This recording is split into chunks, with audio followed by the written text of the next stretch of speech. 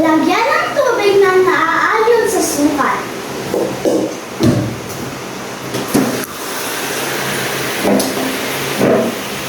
Isa. Dalawa. Dalawa. Tatlo. Tatlo. Step 5. Takpan at isa lang sa rice cooker at antayin maluto ang bigas. Equals 2.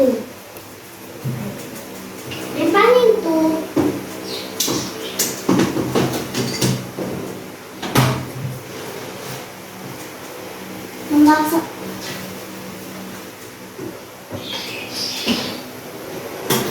Hanggang sa muli.